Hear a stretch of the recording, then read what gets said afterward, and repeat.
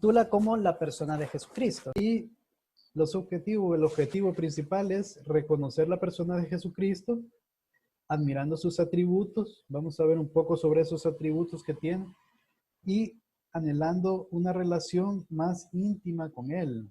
O sea, el objetivo es muy importante, ¿verdad? Porque Jesucristo es el autor y consumador de nuestra fe, ¿verdad? Entonces, conocerlo a Él creo que es de lo más importante que nosotros podemos hacer en la vida.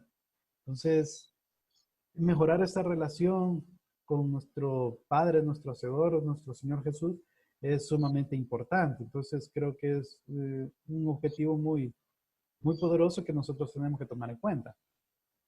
Vamos a ver un poquito sobre los hechos que conocemos sobre Cristo. Primero, que su ministerio público fue relativamente corto, se podría decir, porque fueron 3 años. Se dice en un texto bíblico, no me recuerdo cuál, en los evangelios, que aproximadamente empezó su ministerio a los 30 años. Y de acuerdo a los cálculos que se han hecho los eruditos, ¿verdad? Los teólogos, de acuerdo a las veces que celebró la Pascua con sus discípulos, han llegado a la conclusión de que estuvo su ministerio con una duración de 3 años, o más o menos, ¿verdad?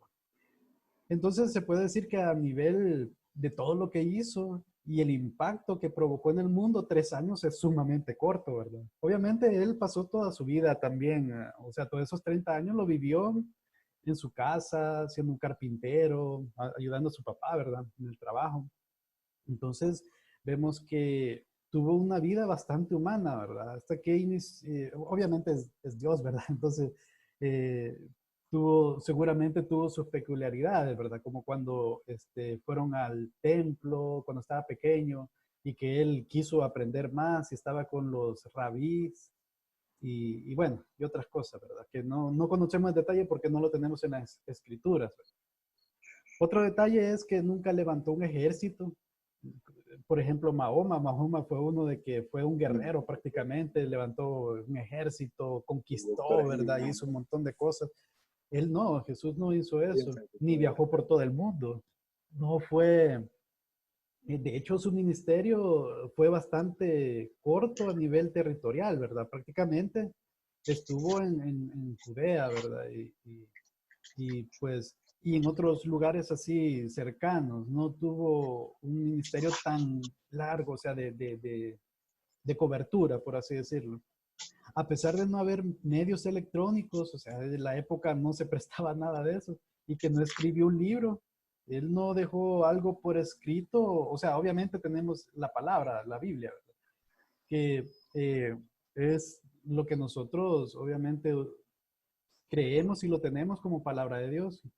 Pero realmente Jesús no escribió, sino que se delegó esa tarea a los apóstoles para que ellos pudieran escribir sobre sus hechos. Entonces, no dejó un libro, pero sin embargo, cambió la historia, ¿verdad? Y eso es totalmente, lo podemos ver en nuestros días, pues. El cristianismo es la religión más fuerte a nivel mundial. Y todo ese impacto lo logró Jesús con esos 3 años de ministerio. Ajá, y ese era el siguiente punto, ¿verdad? Que su impacto es tan fuerte que la historia se divide en dos prácticamente, ¿verdad? Antes de Cristo y después de Cristo. Creo que eso es una de las cosas que cualquiera podría decir, pucha, la historia está dividida en dos partes y no es casualidad, ¿verdad? Nada de lo que pasa en este mundo es casualidad, Dios tiene control de todo, ¿verdad? Otro punto es que la respuesta de quién es Cristo, para mí o para ustedes, tiene una repercusión eterna. O sea, es tan importante esa pregunta de la respuesta que nosotros podemos dar sobre quién es Cristo que tiene implicaciones eternas. ¿A dónde va a estar mi alma al morir, verdad? Entonces, sí es una situación bien de vida o muerte, ¿verdad? Literalmente. Y otro de los hechos que son indudables, ¿verdad? Que hay dos celebraciones tan importantes a nivel del mundo en el cristianismo, que es la Navidad, el nacimiento de Cristo, y la Semana Santa, que tiene que ver con la muerte de Cristo y resurrección, ¿verdad? Entonces, esos son algunos de los tantos hechos que hay de Cristo, ¿verdad? Es bien peculiar todo sobre nuestro Señor, ¿verdad? Que Y el impacto que ha provocado a nivel mundial es innegable, ¿verdad? Los discípulos, sus apóstoles, dieron sus vidas, se martirizaron por esa causa, por la causa del Evangelio, por Cristo Jesús. O sea, no, y no solo fueron los apóstoles, de hecho, todos los seguidores de Cristo padecieron persecución y, y defendieron su fe. De hecho, los tiempos romanos con Nerón y todo eso, Tito, fueron tiempos bien difíciles. Y ellos también creo que vivieron, bueno, han vivido varias pestes a nivel mundial, ¿verdad? Que hubo uno allá por esos años, no recuerdo, y algo. Y los cristianos siempre han estado ahí al pie de la batalla, ¿verdad? Entonces vemos que ha sido bien, bien fuerte este impacto que ha tenido Cristo en el mundo. Ahora, hay un detalle teológico que se llama la unión hipostática de Jesucristo, que es esa parte que creo que ya le hemos oído en algunos sermones, en donde se dice de que Jesús es 100% hombre y 100% Dios. Entonces, la unión hipostática trata de describir esa situación, trata de darle una explicación, aunque nosotros realmente no tenemos eh, nuestra mente limitada, no logramos alcanzar a entender a esa unión que hay entre Dios Padre, Dios Hijo y Dios Espíritu Santo, que son uno, ¿verdad? Pero sin embargo, pues hay un cierto acercamiento que ha tratado de hacer los teólogos con la unión hipostática de Jesús.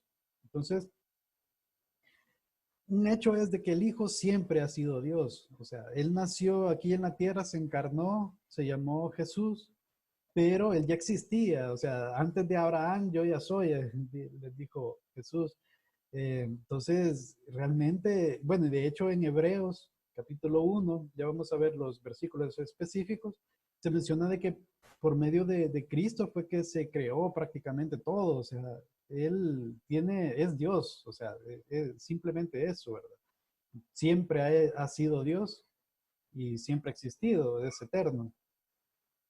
Vamos a leer Juan capítulo 8, versículo 58 para tener un poco de referencia al respecto. Y dice, Jesús les dijo, de cierto os digo. Ese de cierto es como reafirmar o confirmar lo confirmado, ¿verdad? O sea, diciendo algo que es totalmente ciertísimo. Antes que antes que Abraham fuese, yo soy. ¿Qué les quiso decir Jesús a los judíos? De que él tiene una preexistencia. Él existió antes de la fundación del mundo. Entonces, por eso es que los judíos, los fariseos, rechinaban los dientes y querían hacerle mal, ¿verdad? Porque él prácticamente se hacía Dios y ellos no lograban entender su palabra, ¿verdad? Porque realmente toda la vida de Cristo fue profetizada en el Antiguo Testamento, y de hecho todo el Antiguo Testamento habla de Cristo de alguna u otra forma, ¿verdad? Con sombras, con tipos, con figuras, y a veces bastante literal también, como en Isaías 53, que prácticamente todo ese capítulo habla de Cristo, del sufrimiento que iba a padecer y todo. También tenemos Juan capítulo 10, versículo 30, que nos dice, bueno, Jesús les estaba diciendo siempre a los judíos, ¿verdad? Yo y el Padre uno somos. Entonces, al decir eso, o sea, yo creo que nadie de nosotros nos atreveríamos a decir eso, ¿verdad? Pero Jesús lo dijo porque eso es cierto, que Jesús es el Padre y con el Padre son uno. Nosotros no logramos entender esa unión, ¿verdad? Como les mencioné. Así como también nosotros tenemos un cuerpo, tenemos un espíritu, tenemos un alma. ¿Cómo se unen las tres cosas? Nosotros no lo entendemos muy bien, ¿verdad? Y nosotros, acuérdense que nosotros somos imagen de Dios. Así nos creó. Varón y hembra nos creó, dice la palabra, ¿verdad? Entonces, eh, tenemos cierto parecido a Dios en ese sentido, que tenemos un cuerpo, tenemos un espíritu, tenemos un alma. Y Dios es así, ¿verdad? Tiene su Espíritu Santo, está el Dios Padre y Jesús, que es el Hijo. Entonces, cada uno de ellos, pues son personas según la doctrina de la Trinidad, pero son uno. Ese es el punto. Yo y el Padre uno somos. Decir eso en esos tiempos, pues es prácticamente hacerse Dios, ¿verdad? Por eso es que los judíos lo querían matar, los fariseos.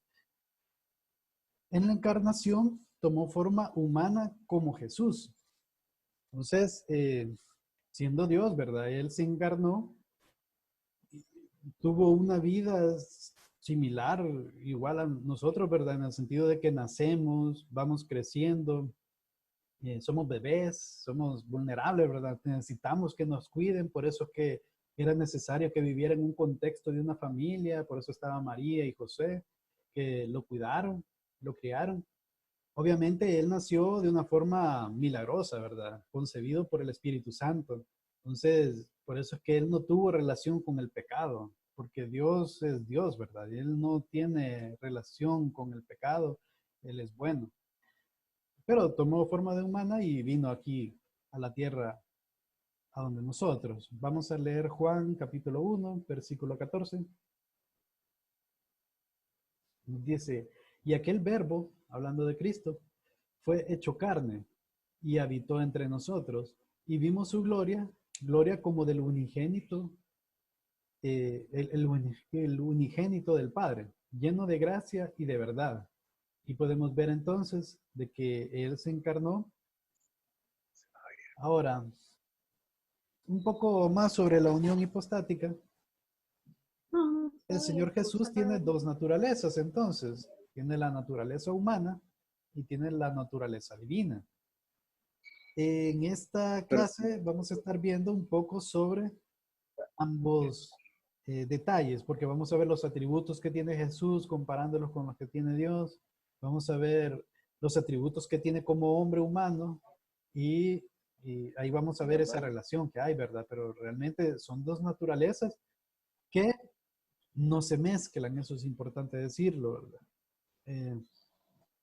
Que están unidas sin la pérdida de una identidad separada, o sea que obviamente él existió como hombre siendo Dios, entonces no podemos negar de que estaban unidas por esa parte, pero no, pero sus identidades estaban bien separadas. De hecho, cabal, lo que mencionan, ¿verdad? Que él no fue un Superman, por así decirlo, ¿verdad? Se autolimitaba en muchas situaciones, de hecho, ¿verdad? Eh, Aunque a veces también se conducía con el poder de su deidad, por ejemplo, la multiplicación de los peces, o sea, hacer eso, nosotros no lo podemos hacer, ¿verdad? De la nada, prácticamente se multiplicó los peces y los panes. Ajá, o sea, así como la creación, ¿verdad? A veces alguien me preguntaba sobre que cómo podía yo creer en la creación así como está en la Biblia, ¿verdad? Que la persona creía más en la evolución. Y es una persona cristiana que cree en la Biblia, ¿verdad? Y todo eso. Entonces él tiene sus teorías de que la evolución va combinado con la creación, la evolución con la creación como que van combinados, ¿verdad? Pero yo le decía, y como, bueno, él es cristiano, ¿verdad? Entonces yo le decía, pero ¿cómo si vos crees en la multiplicación de los peces y los panes, ese milagro, que prácticamente de la nada se multiplicaron? O sea, ¿cómo no puedes creer en la creación? Dios puede hacerlo, o sea, él es omnipotente, ¿verdad? Entonces, él de la nada puede crear cosas y así es, pues. Entonces, somos incapaces de entender esta unión. Eso es lo que les mencionaba anteriormente, que es algo que nuestra limitada mente no logra entender, así como no entendemos un montón de cosas de la creación, obviamente. Creo que en la eternidad, en el reino de Dios, vamos a tener mucho tiempo para poder aprender un poco más sobre todo esto también. Ahora, hablando un poco sobre la supremacía de Jesucristo, creo que en el libro de Hebreos, ese es su tema principal, el propósito del libro, en donde vamos a leer un poco sobre este capítulo, el capítulo número 1. Eh, y aquí esto es solo para confirmar que Jesús es Dios, porque creo que si hablamos de Dios, las personas pueden tener un concepto de que Dios es todopoderoso, Dios está en todas partes, Dios lo sabe todo. Está bien, o sea, pero mucha gente lo que hace es desprestigiar, o sea, o no darle la divinidad que le corresponde a Jesús por haber sido un hombre. Entonces, vamos a ver algunos textos bíblicos, bueno, de hecho de Hebreos capítulo 1, que prácticamente nos da una exposición eficaz sobre la divinidad de Jesús. Entonces dice, Hebreos capítulo 1, del 1 en adelante. Dios habiendo hablado muchas veces y de muchas maneras, en otro tiempo, a los padres por los profetas, en estos postreros días, que por cierto, postreros días quiere decir estos días que estamos viviendo, prácticamente iniciaron después de la resurrección de Cristo, bueno, después de Pentecostés hacia nuestros días, estamos en los postreros días. Nos ha hablado por el Hijo, a quien constituyó heredero de todo, y por quien asimismo hizo el universo. Ahí podemos ver la importancia que tiene el Hijo en todo esto, porque Él es el heredero de todo. Él al final va a ser el que va a reinar en toda la creación. Y de hecho, Él fue el que hizo el universo, por quien asimismo hizo el universo. O sea, ahí podemos ver el que no es Jesús de que nació y desde ahí para allá, porque hay gente que piensa de que Jesús es un ser creado. No, ¿verdad? Jesús preexistió junto con Dios en todo momento, es Dios, o sea, estuvo desde siempre y por quien asimismo hizo el universo, ¿verdad? Dios.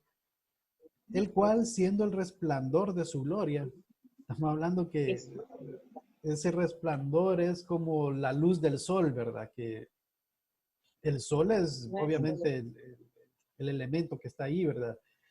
Pero la luz es parte del sol. O sea, no puede existir la luz, el resplandor, si no existe el sol. Entonces, es una forma en cómo nosotros podemos ver y conocer a Dios, porque obviamente nosotros no lo podemos ver, porque moriríamos, de hecho, la palabra así lo dice, que no podemos ver al Dios Padre, porque prácticamente moriríamos. Pero en Cristo Jesús, nosotros podemos conocer al Padre. Entonces, por eso que dice, siendo el resplandor de su gloria y la imagen misma de su sustancia, y quien sustenta todas las cosas con la palabra de su poder, habiendo efectuado la purificación de nuestros pecados por medio de sí mismo, porque como Él murió por nuestros pecados, ahora nosotros por medio de la fe, nosotros podemos ser justificados en Cristo Jesús. Por medio de Cristo Jesús, nosotros somos bien vistos por el Padre. Por medio de Cristo Jesús, por lo que hizo, nosotros podemos ser salvos y amados por el Padre. Ahora somos aceptos y somos hijos de Dios por Cristo Jesús.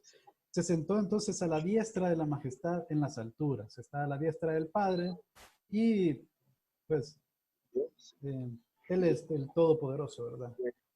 Hecho tanto superior a los ángeles cuanto heredó más excelente nombre que ellos. Aquí está un punto para los que piensan, porque creo que los testigos son o los mormones, no recuerdo bien, que creen de que Jesús era un ángel, ¿verdad? El ángel Miguel y que fue un ser creado. Bueno, aquí dice que es superior a ellos, ¿verdad? Cuanto heredó más excelente nombre que ellos. Y vamos a ver estos detalles en donde Dios habla de su Hijo. Y de hecho el título que le han puesto de aquí para allá al texto dice el Hijo superior a los ángeles. Entonces dice, sí. Porque ¿a cuál de los ángeles dijo Dios jamás? Y ojo aquí, ¿verdad? Que aquí está hablando Dios de su Hijo. Dijo, mi Hijo eres tú, yo te he engendrado hoy. Y otra vez, yo seré el Padre, yo seré a Él Padre, y Él me será mi Hijo. Ahí estamos viendo esa relación que está entre el Hijo y el Padre, ¿verdad? Que así nos lo quiso revelar a nosotros, a Jesucristo, la segunda persona de la Trinidad, ¿verdad? Entonces, así nos lo quiso revelar Dios, como Él como Padre y Jesús como nuestro Hijo. ¿Y AM de qué es? Siguiendo con este punto que dice que Dios habla de su Hijo, dice, y otra vez, cuando introduce al primogénito en el mundo, dice, adórenle todos los ángeles de Dios. O sea, los ángeles lo adoran a Él, a Jesús. Ciertamente de los ángeles dice, el que hace a sus ángeles espíritus y a sus ministros llama de fuego. El 8 es bien interesante. Mas del Hijo dice, Dios hablando de su Hijo. Tu trono, oh Dios, por el siglo del siglo. Y este es quizás un texto clave y que tal vez esto se puede usar para los testigos de Jehová, ¿verdad? Que ellos no tienen problemas con este tipo de cosas, que ellos no creen de que Jesús es Dios. Aquí dice, más del Hijo. ¿Y de quién está hablando? Estamos hablando de que Dios está hablando, aquí lo dice, ¿verdad? Porque ¿a cuál de los ángeles dijo Dios jamás? Y de ahí no pierde la idea. O sea, todo lo que está diciendo es Dios hablando. Más del Hijo dice, tu trono, oh Dios, a Jesús. Dios mismo le está diciendo Dios por el siglo del siglo. Cetro de equidad es el cetro de tu reino. O sea, ahí está clarísimo, ¿verdad? Dios le está diciendo a Jesús Dios y que tiene su reino, ¿verdad? Has amado la justicia y aborrecido la maldad, por lo cual te ungió Dios, el Dios tuyo, que Él es Dios, ¿verdad? También, con óleo de alegría más que a tus compañeros. Y aquí, siguiendo eh, la idea, ¿verdad? Y tú, oh Señor, o sea, Dios hablando, ¿verdad? Hablando de Cristo. Tú, oh Señor, o sea, Dios le está diciendo Señor a Jesús. En el principio fundaste la tierra y los cielos son obra de tus manos. Otra vez vemos que Cristo fue el creador junto con Dios Padre de todo. Ellos perecerán, mas tú permaneces, y todos ellos se envejecerán como una vestidura, y como un vestido los envolverás y serán mudados, porque este mundo, en la renovación de todas las cosas, cuando venga el reino de Dios, el mundo va a sufrir un cambio. Hay quienes dicen que se va a ser totalmente destruido y que va a venir un cielo nuevo y una tierra nueva. Aquí eso es un poco debatible, ¿verdad? Porque no necesariamente hay que destruir todo para hacer algo nuevo, ¿verdad? Sino que se puede también renovar lo que ya existe. Entonces, y esto da un poco eso a entender, ¿verdad? Que como un vestido los envolverás y serán mudados, o sea, que como que va a haber una transformación, ¿verdad? En la tierra. Pero tú eres el mismo, dice, y tus años no acabarán, hablando del Hijo, o sea, que Él es eterno. Pues ¿a cuál de los ángeles dijo Dios? Jamás, siempre con la misma idea, ¿verdad? Dios hablando sobre el Hijo. Siéntate a mi diestra hasta que ponga a tus enemigos por estrado de tus pies. Bueno, ahí sigue el texto, pero lo vamos a dejar hasta ahí en esa parte y vamos a tocar algunos versículos más adelante para fortalecer la idea de la humanidad de Cristo y la divinidad de Cristo. Entonces, en resumen, en ese capítulo de Hebreos podemos ver que es heredero y por quien hizo el universo Dios, es Dios. Vemos en el versículo 3 el resplandor de su gloria y que sustenta todo. En el versículo 8 vemos que es nombrado como Dios por el Padre. O sea, el Padre le está diciendo a Jesús que es Dios. En el versículo 9 podemos ver que el Hijo es justicia. A lo largo del Antiguo Testamento podemos ver que Dios es justicia, Él hace juicios justos. En el versículo 10 podemos ver que es nombrado como Señor por el Padre. El Dios Padre le está diciendo Señor al Hijo. Bien, ahora vamos a ver un poco propiamente de los atributos que solo Dios tiene, pero que son atribuidos a Cristo. Eh, para tener un poco mayor argumentos para decir de que Jesús es Dios y su divinidad, básicamente, ¿verdad?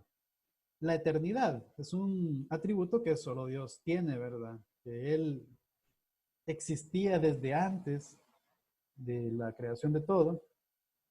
Y, eh, y bueno, veamos en el Juan capítulo 8, versículo 58, creo que ya lo leímos. Sí. Jesús les dijo, de cierto os digo, antes que Abraham fuese, yo soy. Ahí Jesús le estaba diciendo a los fariseos, a los judíos, que él ya existía desde antes. O sea, él no empezó a existir como tal al nacer en un pesebre allá en Belén, ¿verdad? Sino que él ya existía desde antes. Podemos ver esa parte de la eternidad también en Hebreos, capítulo 1, versículo del 10 al 12. Nos dice, Bueno, es lo que parte de lo que ya leímos, ¿verdad? Y tú, oh Señor, en el principio fundaste la tierra y los cielos son obra de tus manos. Ellos perecerán, mas tú permanecerás y todos ellos se envejecerán como una vestidura y como un vestido los envolverás y serán mudados, pero tú eres el mismo y tus años no acabarán. Ahí lo que nosotros hablamos anteriormente es de que el Padre está hablando del Hijo sobre todas estas cosas que estamos diciendo. Entonces ahí podemos ver la eternidad de Cristo. Luego, otro de los atributos que tiene Dios es la omnipresencia. Que la omnipresencia es, bueno, todos los omni que nosotros vemos sobre los atributos de Dios, omni significa todo y lo siguiente es lo que es, ¿verdad? Por ejemplo, aquí omnipresencia sería que está en todas partes, ¿verdad? Que tiene presencia en todas partes. Entonces, es un atributo de Dios. De hecho, aquí hay un punto interesante de que eh, no sé, hay personas con todo respeto, ¿verdad? Los católicos, que ellos rezan a un santo, rezan a María. O sea, ellos creen de que porque ellos, bueno, en teoría ellos dicen que no adoran, ¿verdad? A nadie más que a Dios.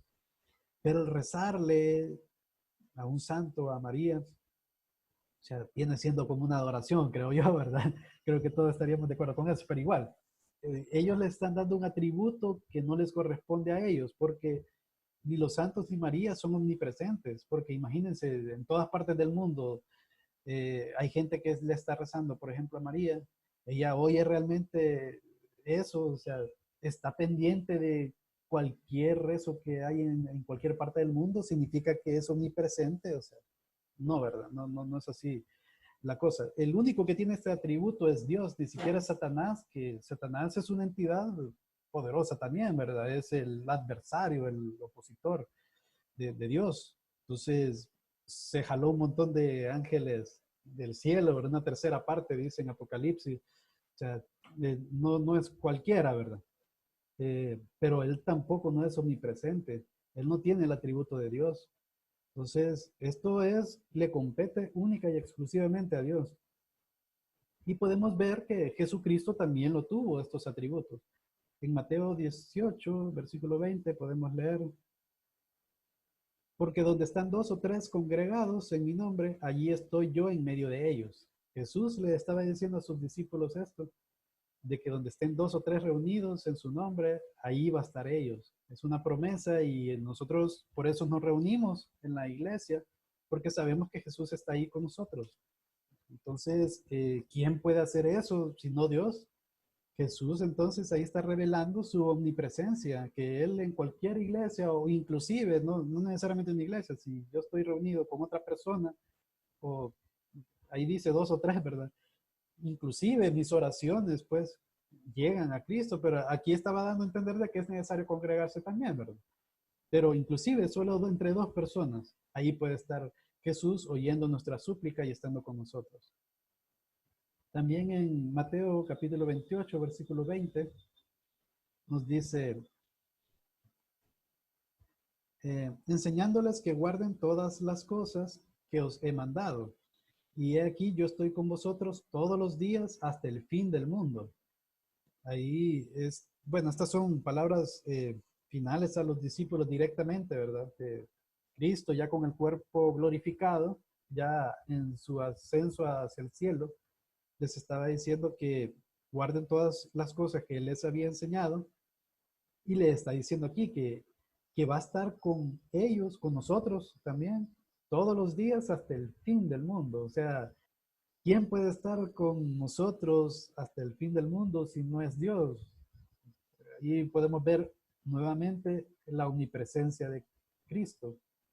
Y otro versículo en Juan capítulo 1, del 47 al 50, dice, cuando Jesús vio a Natanael, que era uno de sus próximos discípulos, en ese momento, ¿verdad? Que se le acercaba, dijo de él, he aquí un verdadero israelita en quien no hay engaño. Le dijo Natanael, ¿de dónde me conoces? Porque era la primera vez que se veían así cara a cara, ¿verdad? Respondiendo Jesús y le dijo, respondió Jesús y le dijo, antes que Felipe te llamara, porque Felipe fue el que lo conoció antes al Señor y él fue a decirle a Natanael, ¿verdad? Que lo fuera a ver. Entonces dice, antes que Felipe te llamara, cuando estabas debajo de la higuera, te vi. Entonces, él se quedó sorprendido, ¿verdad? Porque ese detalle de que estaba debajo de la higuera no se lo había dicho a nadie, ¿verdad? Entonces dijo, respondió Natanael y le dijo, Rabí, tú eres hijo de Dios, tú eres el rey de Israel. Entonces Jesús le dijo, porque te dije, te vi debajo de la higuera, ¿crees? Cosas mayores que estas verás. Y definitivamente ellos vieron cosas mejores, ¿verdad? Cosas más grandes. Pero el punto ahí es de que vemos nuevamente la omnipresencia de Cristo, que él vio prácticamente lo que estaba haciendo Natanael en ese momento que llegaron a hablarle. Porque él lo sabe todo, él está en todos lugares, ¿verdad? Es un atributo que, por eso les decía de que, si bien es cierto, las dos naturalezas no se mezclan, pero sí Jesús actuaba en ocasiones con su divinidad, con su atributo de Dios. Y o en otras situaciones, obviamente, estaba autolimitado por su naturaleza humana. Luego vemos otro atributo de Dios que es la omnisciencia. La omnisciencia es que conoce todo, o sea, Él sabe todo, lo de todo tiempo, lo de todos nosotros, nuestros pensamientos. Antes de que nosotros hablamos, en el Salmo 139 habla bastante sobre la omnipresencia y la omnisciencia. Antes de que nosotros digamos algo con nuestra lengua, Él ya la conoce, qué es lo que vamos a decir. Entonces, esa omnisciencia la podemos ver también en Cristo Jesús. Por ejemplo, en Mateo capítulo 16, versículo 21. Y el título dice, Jesús anuncia su muerte. Desde entonces comenzó Jesús a declarar a sus discípulos que le era necesario ir a Jerusalén y padecer mucho de los ancianos, de los principales sacerdotes y de los escribas, y ser muerto y resucitar al tercer día. Entonces, ahí podemos ver que Jesús ya sabía lo que iba a pasar. Y bueno, no solo era por el hecho de que él conociera las escrituras, que él sabía de las profecías que hablaban sobre él. Simplemente él ya sabía todo eso, lo que iba a pasar, y vivirlo en carne propia, creo que, o sea, saber lo que va a pasar, pero vivirlo en carne propia, creo que por eso es que Jesús en Getsemaní se sintió mal, se sintió triste, afligido, porque sí, el sufrimiento humano, el dolor físico que podemos tener y todo eso, la humillación y todo eso, siendo él Dios, es, no lo podemos nosotros entender, ¿verdad? Ni comprender a ese nivel. Otro pasaje es Lucas, capítulo 6, versículo 8. Vamos a leer del 6 al 11 para tener un mejor contexto. Habla sobre un milagro que hizo Cristo sobre el hombre de la mano seca. Aconteció también un otro día de reposo, y este es un punto clave de que estamos hablando que era un día de reposo, y para los judíos el día de reposo no se tenía que hacer absolutamente nada. Aunque yo tuviera la capacidad de poder salvar a alguien, que, o sea, si en el día de reposo yo no tenía que llevar cargado algo, digamos, yo no podía ni salvar a esa persona por respetar el día de reposo, y entonces ellos eran demasiado legalistas, ¿verdad? Y ellos habían prácticamente sustituido la ley de Dios con su tradición, ¿verdad? Con sus doctrinas muy propias de ellos. Entonces, eso es un buen detalle, ¿verdad? Que era día de reposo. Que él entró en la sinagoga y enseñaba, y estaba allí un hombre que tenía seca la mano derecha. Y le acechaban los escribas y los fariseos para ver si en el día de reposo lo sanaría, a fin de hallar de qué acusarle. O sea, le iban a acusar por hacer algo bueno en día de reposo. Una persona que tenía a saber cuánto tiempo con ese problema de la mano derecha seca, ¿verdad? Entonces, bien, bien feo el pensamiento que tenían ellos, ¿verdad? Que bien malos con respecto a nuestro Señor, pero bueno. Mas él conocía los pensamientos de ellos, hablando de Jesús. Él sabía lo que estaban pensando. Y dijo al hombre que tenía la mano seca, levántate y ponte en medio. Y él levantándose se puso en pie. Entonces Jesús les dijo, os preguntaré una cosa, ¿es lícito en día de reposo hacer bien o hacer mal? ¿Salvar la vida o quitarla? Entonces no supieron qué contestarle, porque la verdad es que es lícito, o sea, hacerle bien, aunque sea día de reposo, pues hacerle bien al prójimo es predominante definitivamente, ¿verdad? Salvar la vida. Y mirándoles a todos alrededor, dijo al hombre, extiende tu mano, y él lo hizo.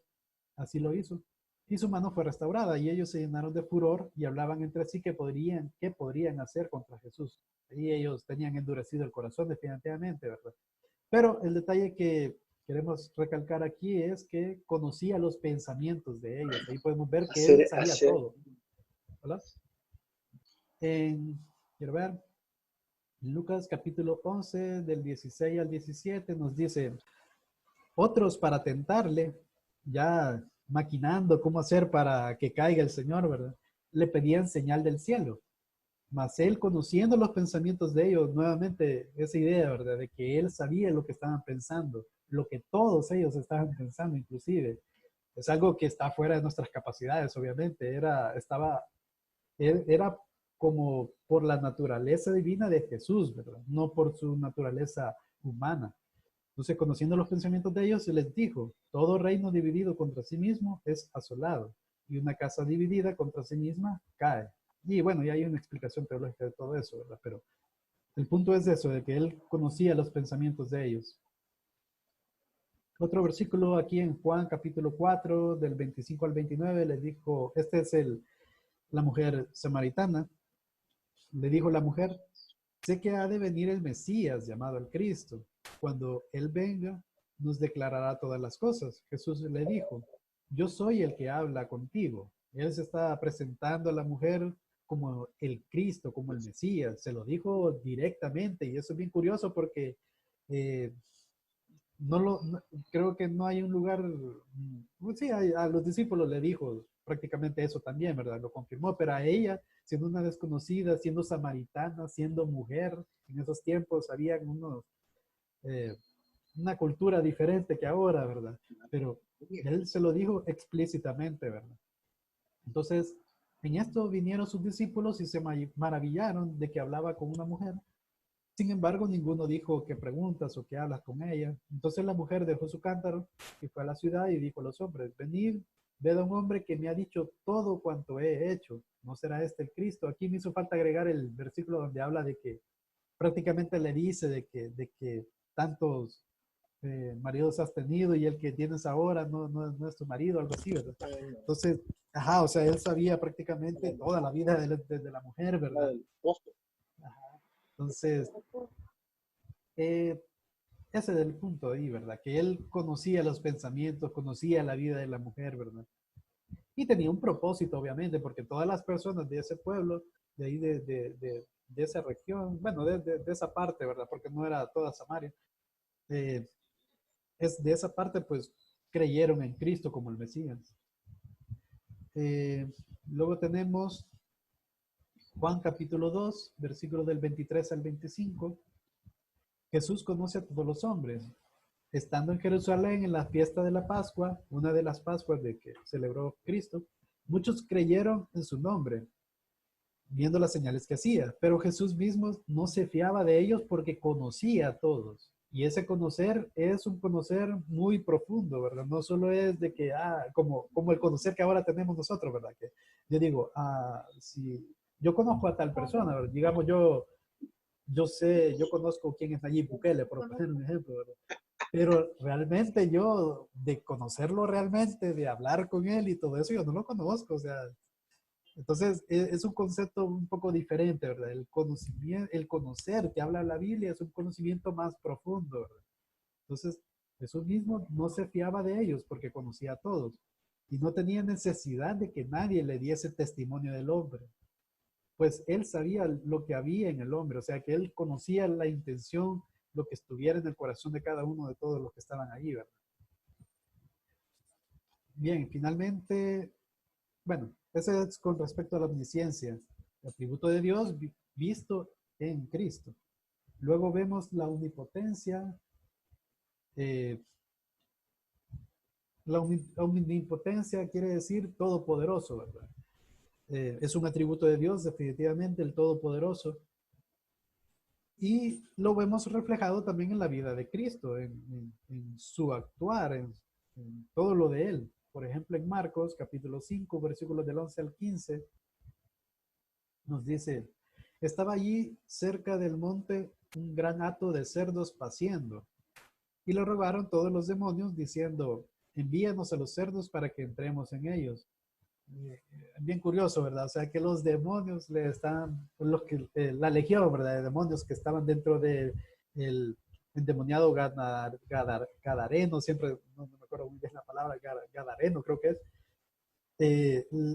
Ellos, esos demonios, le estaban pidiendo a Cristo que los enviara a donde los cerdos para entrar en ellos, que eran un montón seguramente, ¿verdad? Ellos, esos demonios eran una legión que estaban poseyendo a esa persona, ¿verdad? Y eran tantos los cerdos que, bueno, era una legión realmente. Y luego Jesús les dio permiso. Vemos que aún el enemigo, los demonios, Satanás inclusive se somete a la voluntad de Dios. Y eso lo podemos ver en Job también, de que Job se le presentó ante Dios y para poderle hacer mal a Job, le pidió permiso. O sea, ahí podemos ver de que Dios es soberano y tiene control sobre todo, ¿verdad?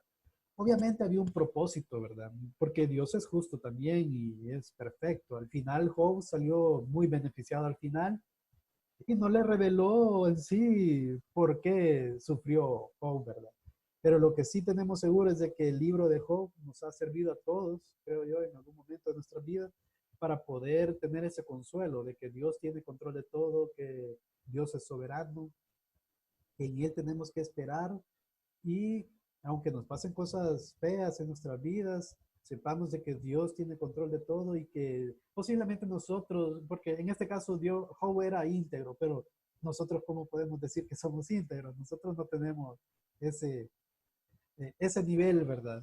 Entonces definitivamente nosotros debemos de trabajar en nosotros y tratar de hacer la voluntad de Dios. Eh, bueno, el punto aquí es de que Jesús les dio permiso y saliendo aquellos espíritus inmundos, perdón, entraron en los cerdos, los cuales eran como 2000 y el hato se precipitó en el mar por un despeñadero y en el mar se ahogaron. Quiero ver. Bueno, y ahí ya conocen la historia, ¿verdad? Entonces, podemos ver que tiene ese dominio, ese poder por encima de todos los demonios y todas esas huestes, ¿verdad? En Juan capítulo 5, versículos del 16 al 19. Y por esta causa los judíos perseguían a Jesús y procuraban matarle, porque hacía estas cosas en el día de reposo. Una de las cosas que los fariseos más odiaban quizás de Cristo era eso, de que hacía cosas en el día de reposo. Y ellos estaban tan endurecidos de corazón que no oían argumentos, no oían razón de por qué Jesús hacía eso, ¿verdad? Y realmente él hacía lo bueno en el día de reposo. Y ellos no entendían eso, o sea, ellos no habían entendido realmente la ley de Dios. Y Jesús les respondió, mi padre hasta ahora trabaja y yo trabajo. Por esto los judíos aún más procuraban matarle, porque no solo quebrantaba el día de reposo, sino que también decía que Dios era su propio padre, haciéndose igual a Dios. O sea que para la cultura judía, el hecho de que él dijera que fuera hijo de Dios, eh, se hacía prácticamente igual a Dios. Es un concepto que tal vez nosotros no lo vemos tanto así, ¿verdad? Pero aquí la palabra nos está asegurando que así es, ¿verdad? O sea, que así es, no solo porque los judíos lo estaban diciendo, ¿verdad? Pues, sino que Cristo lo dijo en sí, ¿verdad? Que yo y el Padre uno somos, ¿verdad? Pero aquí vemos que también los judíos, por eso es que estaban más enojados, ¿verdad? Porque se hacía pasar se hacía igual a Dios. Y en el versículo 19 dice, respondió entonces Jesús y les dijo, de cierto os digo, o sea, como reconfirmando lo confirmado, no puede el Hijo hacer nada por sí mismo, sino lo que ve hacer al Padre. Porque todo lo que el Padre hace, también lo hace el Hijo igualmente. Si nosotros creemos que Dios Padre es todopoderoso, por ende, por esta confirmación que nos da el Señor, el Hijo también es todopoderoso, porque todo lo que el Padre hace, también lo hace el Hijo, igualmente. Él hace obras que solo Dios puede hacer. Por ejemplo, el perdón de pecados. Entonces, y ese fue un punto de debate, ¿verdad? Con fariseos, porque ¿quién puede perdonar los pecados si no es Dios, verdad? Dice, Jesús sana a un paralítico, ese es el contexto, ¿verdad? Entonces vinieron a él unos trayendo un paralítico que era cargado por 4. Al ver Jesús la fe de ellos, dijo el paralítico, hijo, tus pecados te son perdonados. Entonces allá habían escribas, los cuales cavilaban en sus corazones. ¿Por qué habla este así? Blasfemia dice, ¿quién puede perdonar pecados sino solo Dios? Entonces aquí vemos otro de los atributos de Dios, ¿verdad? Que ya hablamos, que es la omnisciencia, ¿verdad? Él sabía lo que estaban pensando, conociendo luego Jesús en su espíritu. Que cavilaban de esta manera dentro de sí mismos, y ojo, eso de su espíritu, estamos hablando del espíritu de Dios, estaba en Cristo, esa es la naturaleza divina de Cristo también. Les digo, por qué caviláis así en vuestros corazones? ¿Qué es más fácil decir al paralítico? ¿Tus pecados te son perdonados? O decirle, levántate, toma tu lecho y anda. De hecho, es más fácil decir, o sea, según nuestro conocimiento, ¿verdad? Levántate, toma tu lecho y anda, que perdonar los pecados. Pero para el pensamiento humano, para lo que, o sea, para el pensamiento más que todo de esos escribas, era mucho más fácil eh, decir tus pecados son perdonados en ese sentido, porque ellos no pueden estar seguros si realmente se les perdonó los pecados o no. Pero en cambio, ver que ese paralítico se levantara, tomara su lecho y se fuera, o sea, por eso es que dijo lo que dijo, ¿verdad? Pues para que sepáis que el Hijo del Hombre tiene potestad en la tierra para perdonar pecados, dijo al paralítico. A ti te digo, levántate, toma tu lecho y vete a tu casa. Se levantó y hizo lo que dijo, ¿verdad? Entonces, ahí podemos ver que Él puede perdonar los pecados. ¿Por qué? Porque Él es Dios. Solo Dios puede perdonar los pecados. También David, en Juan capítulo 5, versículos del 20 al 23, dice, porque el Padre ama al Hijo y le muestra todas las cosas que Él hace, y mayores obras que éstas le mostrará, de modo que vosotros os maravilléis. Porque como el Padre levantó a los muertos y les da vida, así también el Hijo a los que quiere da vida. Ahí podemos ver de que tanto el Padre como el Hijo dan vida. Porque el Padre a nadie juzga, sino que todo el juicio dio al Hijo. Eso es un gran detalle, ¿verdad? Quien nos va a juzgar es Cristo. El Padre ha delegado esa tarea en Jesús. Y como Jesús es el autor y consumador de la fe, porque Él murió por nosotros, pues tiene razón de por qué juzgarnos, ¿verdad? Pero si nosotros lo amamos, tenemos fe, somos fieles a Jesús, entonces tengamos seguros de que ese juicio que vamos a nosotros comparecer va a ser para galardones, no va a ser para castigo, ¿verdad? Para que todos honren al Hijo como honran al Padre. El que no honra al Hijo, no honra al Padre que le envió. Entonces ahí podemos ver que Jesús da vida de igual forma que el Padre, ¿verdad? Y esa vida que está hablando es sobre el juicio final, ¿verdad? Es para la vida eterna, ¿verdad? Que en el reino de Él. A esa vida es la que se refiere, ¿verdad? También vemos varios casos de resurrección. Por ejemplo, el caso de Lázaro. No lo vamos a leer por cuestiones de tiempo, pero, bueno, es corto.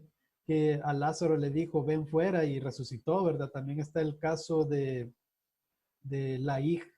al hijo de la viuda de Naín, que iban como en a enterrar al difunto, a su hijo.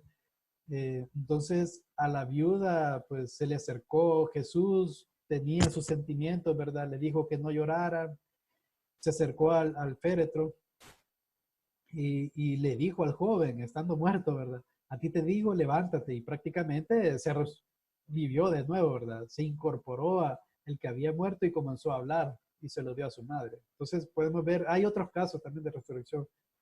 Eh, También juicio, ya vimos que a él se le ha asignado el juicio, entonces por eso es que él es un atributo que que lo podemos ver en Dios, en el Antiguo Testamento, y que está presente en Cristo.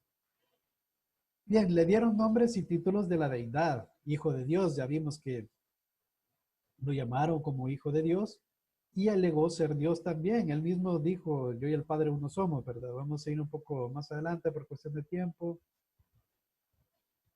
Juan 10, 30, 33.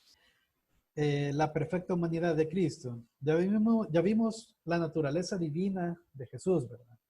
No vemos la naturaleza humana de Jesús, porque él tuvo un cuerpo humano. Lo vemos en Lucas capítulo 2, versículo 52. Quiero ver si lo tengo por aquí.